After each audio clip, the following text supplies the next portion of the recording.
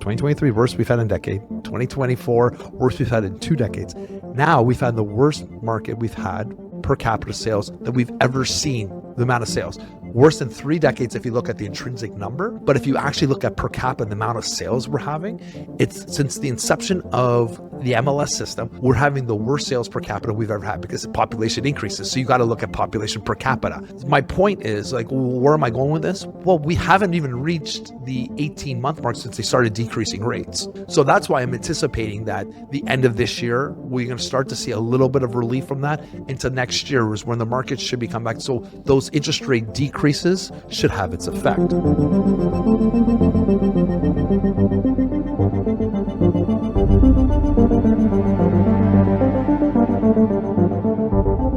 Welcome back, everybody, for a brand new episode of the DC Talks podcast. This is episode 137, and we have a lot of great information for you today.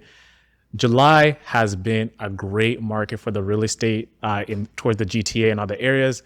Allegedly. And we have some numbers to back it up to see how July has performed against other months in previous years and what makes this month a crazy month compared to those other months that have happened.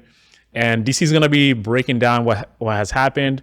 And we have these numbers right here for you across the GTA. So Mississauga, what are some other cities that we're going to be looking at? Well, Oakville, Mississauga, Oakville. Yeah, but mostly Toronto, GTA kind of areas. We want to break them down.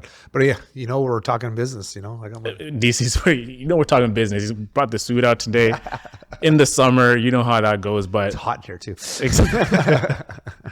So to tee things up, we're going to be looking at the bigger picture. So sales are up. So 6,100 homes sold. So that's 10.9% up from last year.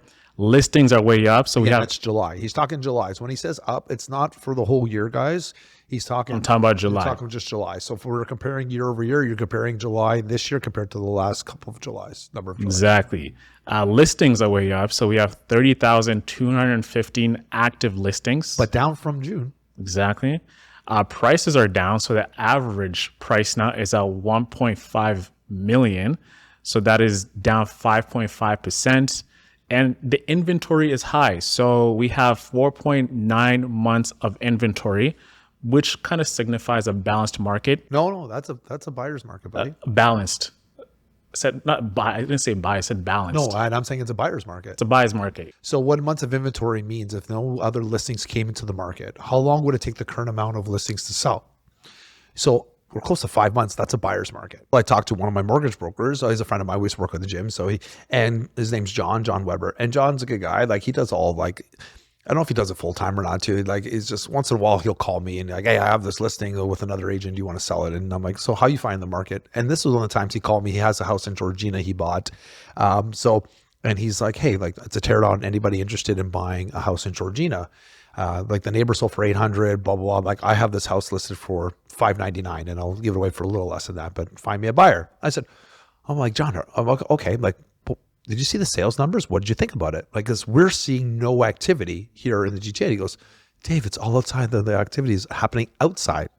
So like, so what do you consider outside the GTA? So like Oakville? No, even outside of that, he's talking like boonies, like Milton. Yeah, like further than Milton. Like, he goes, most of the sales are happening outside what we consider like the GTA. And he goes, we're seeing a lot of sales sub the 500. Now, with inside the GTA, we are seeing like even the sub 500s, what he's seeing a lot of sales, but he does a lot outside the Toronto area, right? But that's why I was looking at the numbers here and like all the sales have gone up, but the price has gone down. It makes kind of sense, right? So I think a lot of times what happened in July was that some people were just honestly giving away some of the houses, and that's why the average price dropped. I was anticipating an average price drop. I'm not concerned with that, but it was just the amount of sales. So I think these numbers, even though that they're up for the amount of sales, there's still even more sales happening outside of like what we consider the 905 and the 416 in the GTA proper. So are you seeing this month like as an anomaly, or is it going to continue till August, September? What's your take? In my opinion, I think it's going to continue. I think August is going to be a little slower, but I am anticipating next few months it's going to be a little bit more activity. And I was talking about this, if I could pull up that graph, and the reason why I say that. So our office produces this, and I think I gave you this graph over here. So this graph is the graph we've seen over the last, I think, 3 or 4 years. So since April of 2021, and we present this with our clients because we want to show them the activity that's happened, right? And so it's always good to compare. I like this graph because it also shows how the interest rates have affected the prices, right? So taking the amount of inventory sold. So if you look from this graph, you can see there's a gradual increase from April, like this is 2021. We had the peak. Obviously, everybody knows about the peak we had in February 2022. And that's the blue dots all represent the interest rate. So the Bank of Canada told us, which they lied. And I remember even Trudeau said they can't go more than 1%. So people were like locking in or taking variable rates. And then they lied to us. Of course, they went up 4% within that year. And so you went from February, which was the lowest interest rate of 0.25 all the way, and they started to increase all the way up to here, which was 4.5%. So they went up 4.25%, which is unprecedented, right? But what was happening was the average sale price, it started to dip a little bit, but then it started to go up again, and we saw it here in June, and they panicked again. So they increased the interest rate twice, again, by 2/4 point increases. Why did they panic and increase the rate? Because the inflation wasn't going down, I think. And the problem is that when you increase or decrease interest rates, and this is not from me, this is from all these economists I've been, I used to be an analyst before, and we always go to these conferences and they say interest rates usually take 18 to 24 months for its impact to have its full impact. You'll have a short-term impact, but think about it. If you just locked in February 2021 or 2022, sorry, with your rates, and most of the time, say you got a fixed mortgage, you're not have to worry about it for a little bit, right? And it doesn't really, sure, the interest rate might go up, but your line of credit stuff, it just takes some time for all that money to get depleted from you, right? If you're increasing high interest rates, well, they increase interest rates so fast, they expected almost overnight that the prices drop, and it didn't happen. So they panicked a little bit. They were worried in June of 2023 that, oh my God, we're going to have this crazy market again. Let's increase these interest rates. Or was that 2023? And that's when they increased interest rates, and it kind of just, it hammered us, right? So I remember having sales over here, and we sold in June. Thank God we sold because the prices actually dropped to the point where we've had the increase in that. Then it hasn't even taken its full fruition to so if you look at 18 months from February, from their first interest rate increase. So February's 1 year, then you got March, April, May, and then June starts. So those interest rates increase should have had an effect, right? But I think that's why they're looking at it. I was like, oh my God, the prices are going up. Maybe we didn't do enough, right? So there's some economists, again, I think they panicked a little too much. But 2 years' time, if they would have waited a little more, they would have seen it probably would have leveled off. June is notorious for it to go up a little bit. And it only went up a little bit. They started a slight increase. It wasn't like it was this peak we saw before, right?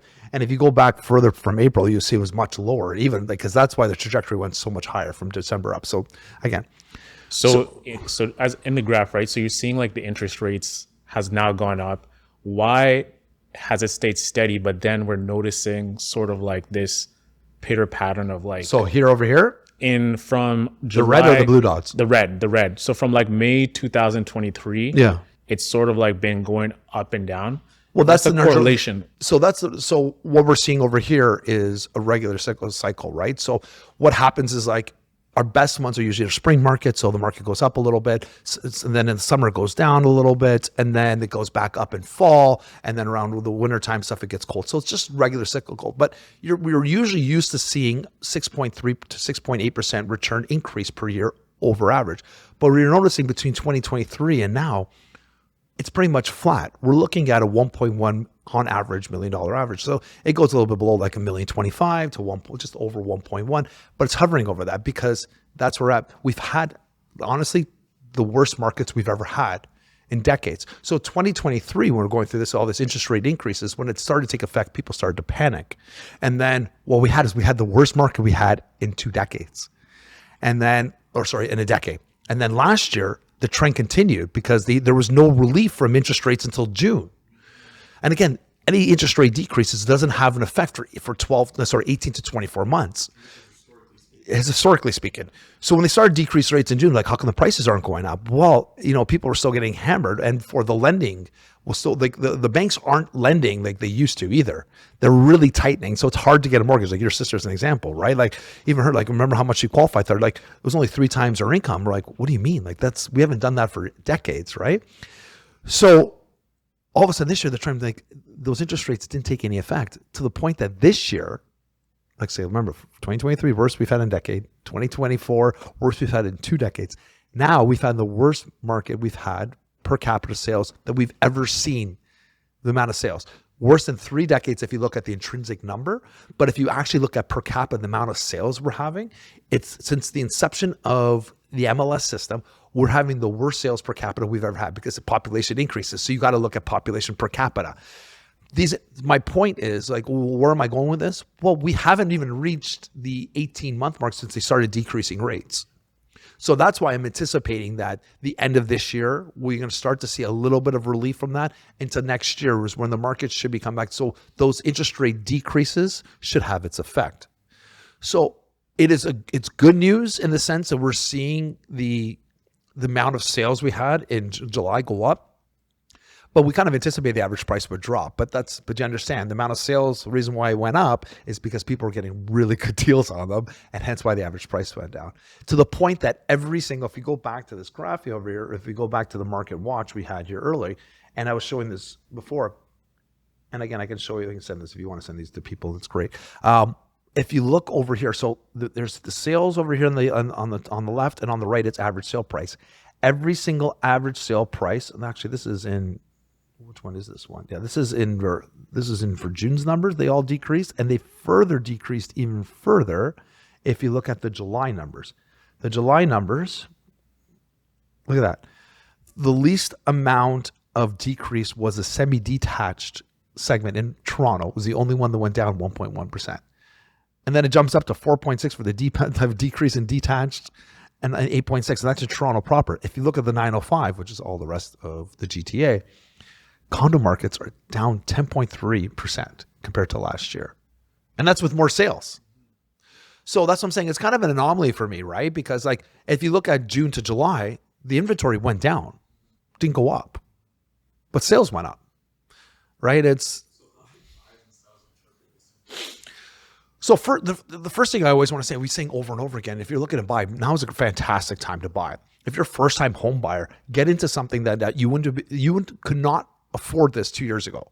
To some point, like you're talking, if you look at Jeff's notes over here, let's pull up something here. I didn't even study these ones before, but I remember I was talking to people before about some of these numbers. And if you look at the condos here, how can I increase this in size? There you go. So condo sales, the average sale price for a condo in Toronto right now is $684,000. If you look back to 2022, that average sale price was $744,000. It's almost $100,000 in Toronto, we're talking. So if you're a first-time home buyer, or if you have the money in an investor, you should be looking to purchase a condo. And people say, well, there's no, like, if people don't know the market, why would you buy a condo? I'm like, look, this market's not going to continue to be like this at the decrease. We've never really saw a decrease in condo markets. I remember being an analyst with Toronto Hydro, and I went into an economic analysis meeting and with the TD, the head guy at TD, and he's like, and I remember this is back, I think 2008, and he's talking about the condos. He goes, we're in a bubble here in Toronto. And he goes, the average sale price is going to jump, but it's going to burst. He told us that in 2008. We had 84 consecutive months of growth in the condo market since that. Like in average, we're like, where's this bubble, buddy? Like we are now becoming a global player. People actually want to, if they want to live in Toronto, or living in condos. That's just what's happening. The other thing is like right now, one of the reasons why we have the average sale price is decreasing is because the amount of inventory is increased. And the amount of inventory is increased. We've said this before, but we've had builders that had pre-construction condos. They came to the market all at once, right? Some of them have been in projects for 7 years. I had one of them 7 years, all of a sudden came to the market like in 2024. I'm like, holy crap, like shit, we got to pay. Now we got to pay this. And I had other ones we bought like 3 years ago, and they came to the market also in 2024. So you have some of us investors that had to come up with money first, and then all this inventory started hitting the market to the point that average sale price was starting to drop because inventory is increasing.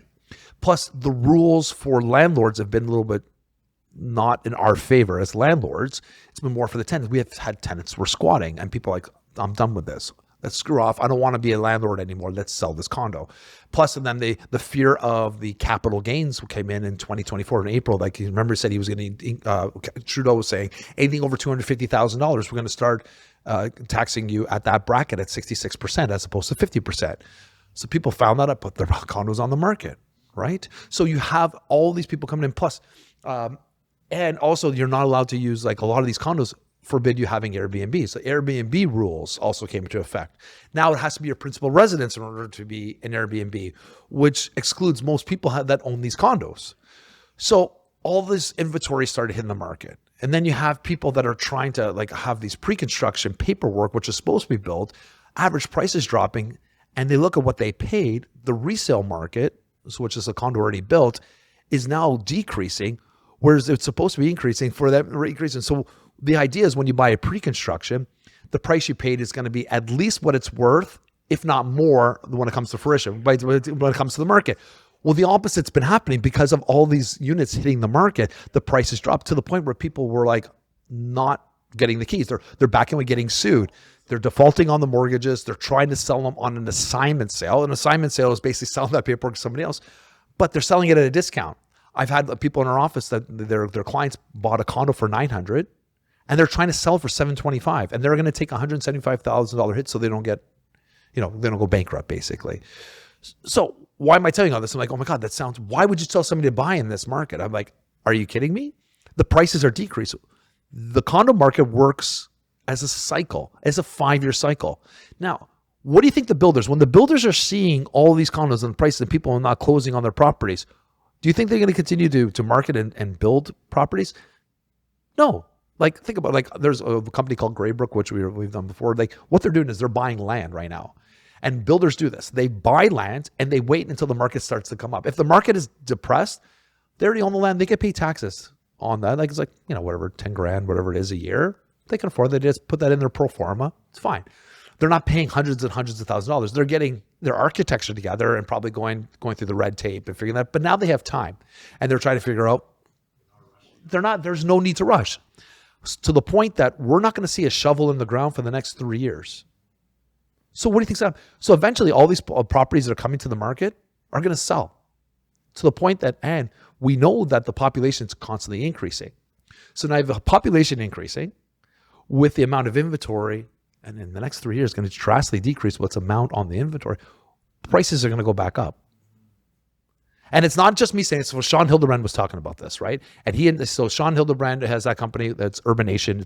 They come to our office and they provide us with this great report. He even gives us a condo report. And he's been saying, he goes, we see this. And these are a lot of his words, not mine. I'm just, I'm absorbing a lot of what smarter people than myself are telling me. And he's like, listen, guys, it's like, the condo market might be down for like at least another year. So anticipate that probably they probably won't start to rebound until 2026. And he's the one that it's just condo markets are working on a 5-year cycle. But he's the one saying, think about it. Next year, you're not going to be able to, buy a pre-construction condo, which means in 28, 29, there's going to be no new condos coming to the market. So what I'm telling my clients now is like, yeah, if you're buying a resale, not a pre-construction, you're buying a resale, you may lose some money on it depending on how much down payment you put into it. But again, that's always good for tax purposes. If you can afford to lose a little money, I'm like, run your numbers. But think about it. It's an equity play. But if you're able to sustain that for the next 5 years, which I always tell people, any investment, especially in real estate, it's always long-term. We've talked about this, over 5 years. That's when you start to see the real gains. So this is not any different. So like any other investment, you might have to put some money in every month. Or if you have cash on hand and you're able to get a small mortgage and you cash flow positive, great, good on you. There's ways around it, right? But to somebody to say to me that condos is not a good purchase right now, I'm like, are you kidding me? It's dropped from 680, and I'm talking Toronto, 684,000 to 744. And if you look at, I think Mississauga's even, last month was higher. Let me see what Mississauga was. Mississauga is now, Mississauga is a great purchase for condos right now. Average sale price is $546,000. And Mississauga is we call it like a mini Toronto. It's got all the transit, it's got shopping. We have the one office that's close to Square One. It's got a nightlife. It's a whole market on its own. But we look at 2022, average sale price was 628, and it jumped up to 23 to $676,000. So 2 years ago, you're buying the same property for over $100,000 less. And let me just, I forgot to did you say that in Toronto too. What happened in Toronto? Oh my God, yeah. Yeah, 2023 for Toronto as well went up to 753,000. So again, like the numbers just make sense for somebody looking to purchase. So of course we make money off of sales. Let's take away my sales hat. I'm just saying as an investor, now I have my money tied up in other properties, but I'm saying like, listen, like I have 4 condos. I don't know if I want a 5th one. I'll be honest with you. Like I'm trying to diversify my portfolio, but I'm also telling first-time home buyers, guys, like I know it's not going to be a forever home, but you have to start somewhere, right? And now, like, where are you going to get a 2-bedroom? I have one listed, a 2-bedroom condo. We just listed here in Etobicoke in Fontenay. You know, Ariana's one of the owners. Her and her dad are one of the owners, and we listed for $925,000. It's 1,025 square feet plus over almost 300 square foot wraparound. You're paying less than $900 a square foot in Etobicoke, right across the street from the golf course. Transit, everything's close. So like, when was the last time you saw a condo listed for under 900 square feet, $900 a square foot, in a nice building with pool, concierge, good amenities, everything? Yeah. So my question is, right, if this is the way the market's trending, because one thing you said is that all these all the sales are happening in the boonies, so like these little towns in the outskirts of. Well, majority. We're seeing a lot, but we're also seeing sales like in GTA proper. I think it's the other ones are dwarfing. Like according to my mortgage broker, that's what I heard. But do you Disclaimer. think this is like a reflection of people's taste that they want to have these homes in these other areas instead of actually staying in the city? No. I don't condos. That's why I disagree. I think people are moving back to Toronto. I think it's the opposite. No, I just think people in those areas now are able to afford them. So if you're living already in those areas and it's like they weren't able to afford them before, now it's at a potential. And then you don't want to have predatory practices in the sense that like you want to gouge people. But in some instances, you're actually helping them out by buying some prices. Like I have a client of mine now too, like, and they unfortunately may not be able to pay their mortgage. So they're probably going to take a hit from what they paid 3 years ago. It's just, unfortunately, it's what's happening. You know, somebody like their circumstances change, lose a job, get divorced. This happens. But there is opportunities out there. And I think you're naive to think that it's like, oh, the market's going to stay the way. Like it's, I have doomsday people saying, well, the market's going to crash and stuff. I'm like, the fundamentals, I don't care if you're talking to Ben Tal from CIBC. I don't care if you're talking to Urbanation Reports. Not one of them think that this market's going to continue like this for the next 10 years or something. Could it continue for a little bit longer? Yes. But in my opinion, which again, I'm not an economist, you know, I used to play one on TV. But I think we're going to start to see a real rebound after those decreased interest rates with start of June. So I can see June of 2026 having really started to hit its stride. So again, that's a year from now, but that means prices are going to go up. Yeah. Oh, one more example, like my clients just bought a property a couple months ago, before I left. In Etobicoke, huge 52 by 120 foot lot. It was an older home bungalow, 2-car garage. 2 years ago, we were bidding on the same house across the street. Had 18 offers on it. Sold for 1.825, I think it was, or 1.8 something. This one, they didn't even have an offer. It was listed for 1.5. We had 3 or 4 offers we competed against. We got it less than asking. We got it for 1.45. Almost $400,000 less for the same home. Technically in a better better side of the street because they had no neighbors on this side and these guys did. And we didn't have to compete against 18 other offers for $400,000 less. So are there opportunities even in the detached market? Absolutely. Absolutely. They're there. And if you're looking and what they're probably going to do is rent it out for a couple of years, get the permits, and they're going to build on it. With the one thing I'm having a hard time like really just trying to grasp my mind around is that we're seeing the population increase. We're seeing all these factors coming into the market, like with new entrants into the country, but yet there's so much vacancies in these buildings. And of course, where are you seeing these vacancies? I mean, not vacancies, but like there's so much inventory into the market. Inventory doesn't mean vacancies. Inventory. Okay. Yeah. So I just want to. Yeah. Okay. So clarify the difference. So some of the units are still tenanted. So that's where I say there are people living in them, right? So people that are actually either living in them, either the tenant or the owner.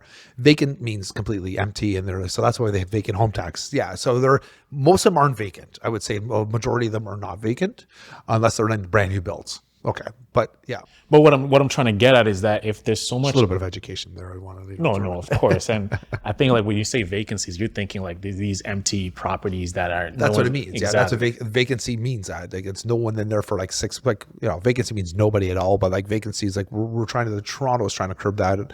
Anybody vacant for over 6 months, they're trying to get you to pay taxes on that because they don't want people to have vacant homes. What was happening in the past is and it's also happened in BC. BC was the biggest culprit. I think we talked about in this past. Like people from other countries were purchasing them just to launder money out of other countries, and BC residents couldn't rent any properties because these people from foreigners were purchasing full buildings, and nobody was living in them. So the builder made the money, but it wasn't actually helping the housing crisis they had in there. And that was so they said, okay, fine, if you're foreigners, we're going to introduce a tax if it's vacant. So BC actually had a huge vacancy problem, like to the point where their units, I told you before, my buddy having a cigarette outside, and he's like, all these buildings were blacked out because nobody was living in them. And yet they had people that needed to live, BC residents that needed places to live. Toronto tried to introduce that here, but they noticed our vacancies are nowhere near the same as BC because we're not as close to China. There was, for some reason, the closeness, it was easy to fly to Vancouver. It just makes more sense. Yeah, we never had the same issue here in Toronto or Ontario that BC faced, but they are trying to make sure that vacancies are not available. But there's not a lot of vacancies if you look at it, unless they're brand new builds. Yeah, and where I was going with that is like with the amount of people coming to the country with all this inventory that's available, the correlation you'll think that with more people coming in, that all these, all this inventory is like being scooped up in the market, but we're seeing the opposite. Well, we're also seeing them living in tents on in the middle of a park. Right? Like they're not putting them anywhere, to be honest with you. So again, if this goes back to like with Carney's plan, I get for some and I said, listen, I understand why he's building purposeful rental for immigrants and newcomers. I get that, right? But it doesn't always solve our housing crisis that we have necessarily proper. But I think they're encouraging a lot of people to. Well, not even that. Like a lot of other provinces they're encouraging them to build purposeful rentals and to get some advantages from there. So I don't know where they're heading with that. But in Toronto, I think even right now, renters have a lot of choice. There has been some vacancies. There's been to the point the prices have dropped in rents as well.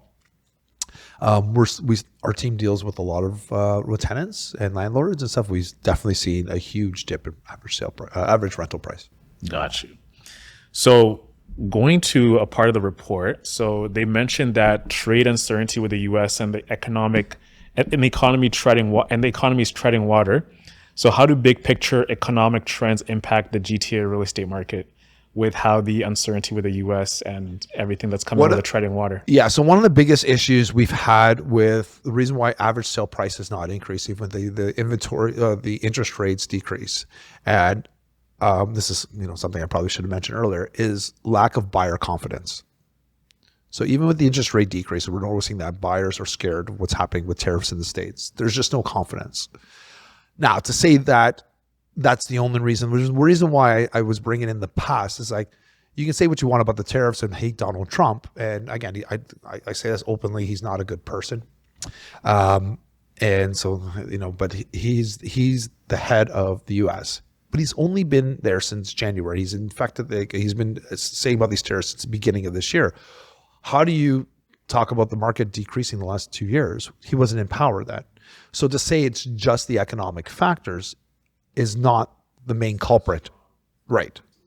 It's a point to help. So we thought, so ultimately, let's peel back all the layers here. Average sale price, we've had some of the worst market we've had in the last 3 years we've had on record. But average price hasn't dropped below 1.1 on average. Like it's been teetering between that, which tells you the fundamentals in our market are still sound. People are still buying. They still believe in our market. Even in this so-called terrible environment where we have threats of tariffs and then we have lack of buyer confidence, we still have like borrowing rates are still kind of high, right? Yet the average sale price hasn't dropped. So the fundamentals are still there.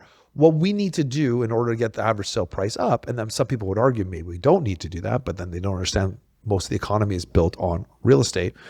We need to get that average sale price up, but we need to help satisfy the buyer's lack of confidence in the market. And a lot of that has to do with our government and putting aside, figuring out these tariffs, figuring out the stuff that's happening, and then seeing the trickle effect. Because even Ontario right now, we're a service province. We don't have a direct impact for the tariffs. It doesn't actually directly impact us, but there's a trickle effect, right? If you're talking about steels, maybe affects some of the automakers, et cetera, right? That comes in, but not all of our province. Majority of our province is service driven. It's not manufacturing, right? It's not lumber. It's not farming, right? So how Ontario's impacted by the tariffs, it's mostly their sentiment about what could happen. Does that make sense? So as I know, as soon as Carney and Trump figure their shit out, let's be honest, and we can move forward from this point, we're better off. Then the interest rates will do its thing. So I think it's a lot of it, but to just blame our economic conditions on the tariffs is not accurate.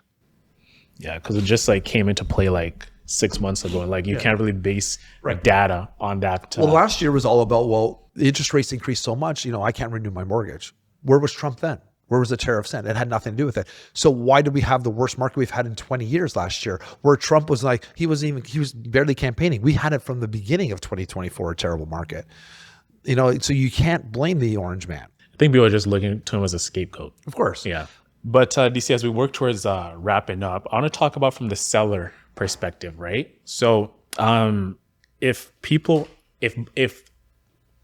market has been on a tear for July at this point in time, how can sellers have more leverage in terms of trying to sell their house, right? How can sellers have more leverage if people are like buying so much right now to get the most out of their homes right now that they're looking to sell? It's all about marketing and how your house looks. You have to be the best. You have to be the only option on the street, and you have to be priced amazingly well. We had a conversation yesterday with a guy, and he's like, he wants 1.6 for his property. And I'm like, there's a house that's almost double your size. It's nicer finished inside. The lot size is bigger. It's only listed for 1.4, right? Why would somebody want to pay 1.6 for it? Why did $300,000 in the backyard? I'm like, that's great. He's got a nice, it's not going to matter. Like, you got to look good, you got to smell good, and you have to be priced well. You have to have marketing to get in front of people, right? So remember, what you see, your brain retains 80% of, right? Only what you read on the description, maybe 20% is what you remember. So it's imperative that you get somebody who knows, like, has good marketing, right? Which means your pictures got to look amazing. I was showing my team one the other day, like it was up for release. We saw like dishes in the dishwasher, in the sink, and rags all over the place and things just thrown. I'm like, those nasty pictures are ingrained in my mind. So when I see those nasty pictures, I'm going to remember, like, I could probably beat up this agent because he didn't even take the time to put a dishcloth or rag away. Right? These are the kinds of things we're thinking of. And then you see the price, you're laughing. If the pictures look like shit and your price is not competitive, no one's going to see your property. Whole aspect of like the staging aspect of it, positioning your house to be the best possible house compared to other houses which are selling for the similar price. If you have one thing that is wrong, even just a small like error, immediately that registers in the brain. Now, the reason I was comparing with the blood is because our brains are so wired to look for things that are negative. Yeah. So that's what the blood aspect is just like, you notice it and you're like, danger, this person's dying, et cetera, et cetera. Well, one of the reasons why I did such well in 2021 when COVID hit is because we revamped our business. When other people were counting pennies, we were spending tons of money. You're doubling down. We're doubling down. Yeah. And we're doing that now. And I'm saying, listen, it's imperative now. Like, we're not to scrimp or to shirk any of your duties and do the best possible listing you possibly can. That includes, so when we do a listing, we've always done this, but now it makes a difference. It sets yourself apart. So yeah, we bring in our cleaners, our painters, our stagers. We do all that stuff. We make your house look amazing. And then we do the social media around it, right? So we're doing videos and all that kind of stuff. We're doing that to get the most exposure because you need to do that in this type of market to get in front of everybody. So you can do all of that too. But if your price is out of whack and you're not competitive, you want to be the best option on the street, the best looking, the best smelling, the best everything.